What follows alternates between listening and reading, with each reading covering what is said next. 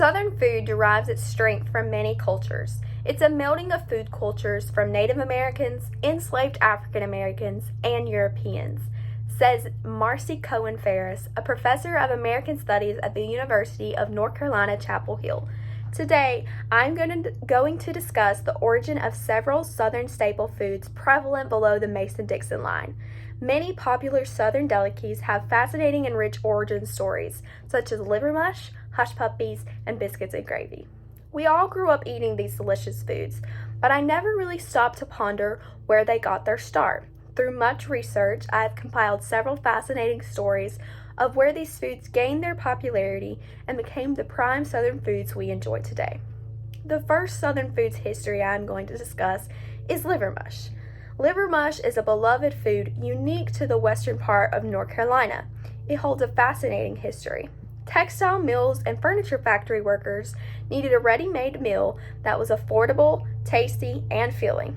A puree of pig's liver combined with spices and enough cooked cornmeal to make it moldable and sliceable offered them just that. Liver mush is a piece of heritage and tradition for a lot of families in North Carolina. When interviewed by Eater, North Carolina native Clark Barlow said, "It's the kind of things families like his from the rural foothills of western North Carolina pass down." Liver mush is sold only here and there in the South, and all 5 remaining commercial producers are in North Carolina. I made a quick pit stop in my fridge before this and found Hunter's liver mush that you can buy at your local grocery store. And Hunter's is one of the last 5 remaining commercial producers, and it is located just 20 minutes away in Marion. So consider yourself lucky if you're a liver mush lover to live where you live, because the food is very local and very unique to the part of North Carolina and the South we live in. Secondly, I will discuss the history of the crispy fried cornmeal balls we Southerners call hush puppies. This wildly popular Southern food has been the source of many folklore stories over the year. Many accredit its origins to the Civil War. They say that Confederate and Union soldiers would use the cornmeal balls to silence dogs as the enemy drew near during the war. Others say it has more slave ties, that runaway slaves would use the food to silence dogs as they were escaping in the Underground Railroad and fleeing their masters. Others accredit it to date much, much farther back to the 1720s, when a group of nuns traveled to New Orleans from France. The nuns had nothing to eat, so the Native Americans in the area graciously introduced them to cornmeal, and the rest is history.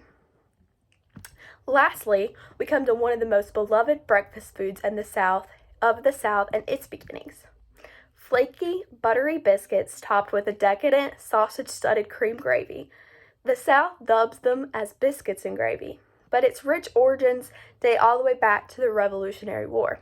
Sarah Rohan and John T. Edge write in the Southern Foodways Alliance Community Cookbook, "The Southern way with gravies was born of privation, and when folks are poor, folks make do, which means folks make gravy."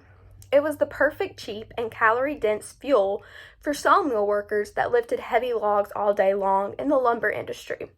Gravy was the perfect tool for making the era's biscuits more palatable and tasty. Before we end, let's reflect back on the origin stories of some of the South's favorite foods I have covered today.